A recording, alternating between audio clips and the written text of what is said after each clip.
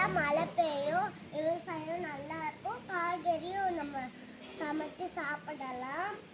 கோழி வந்து நல்லா முட்டை போதும், சாப்பிட்டா நல்லா ஹெல்தி.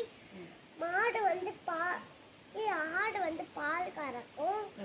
அதுக்கப்புறம் நம்ம பால் எடுத்து குடித்தா நமக்கு உடம்புக்கு சத்து. சரி.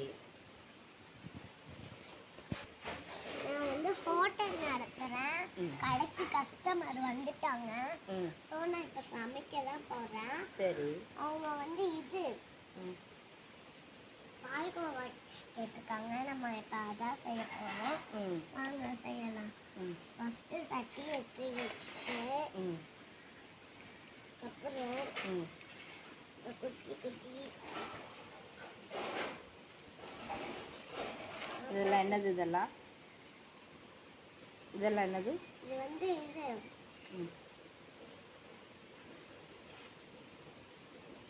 இது வந்து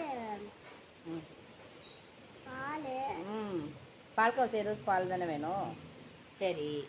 அதனால நான் இப்போ பால் போட்டுட்டு அதுக்கப்புறம் நான் முந்திரி போடுவேன். முந்திரி போட்டால் நம்மளுக்கு உடம்புக்கு ஹெல்தி.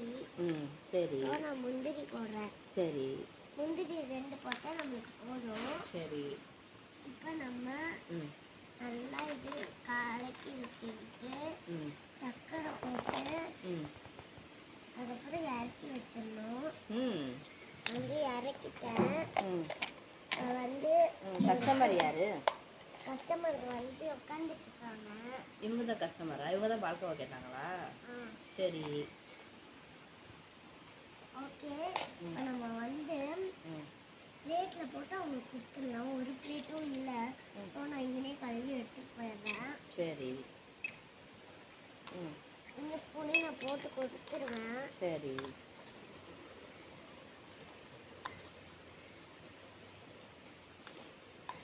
போட்டுட்டேன். நான் இப்போ இது வந்து கழுவ போட்டுருந்தேன். கஸ்டமருக்கு கொடுக்கலாம். ரெடி பண்ணி கொடுத்தாச்சா?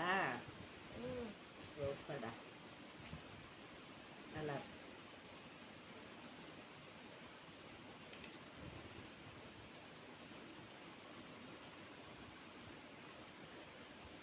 ஊட்டியாச்சா? சரி. வந்து சாப்பிட்டுட்டாங்க. சரி. ஸோ நம்ம அவங்கள இப்போ க்ளீன் பண்ணிடலாம். அவங்க வந்து நல்லா இருக்கு, நான் போயிட்டு வரேன்னு சொல்லிட்டாங்க.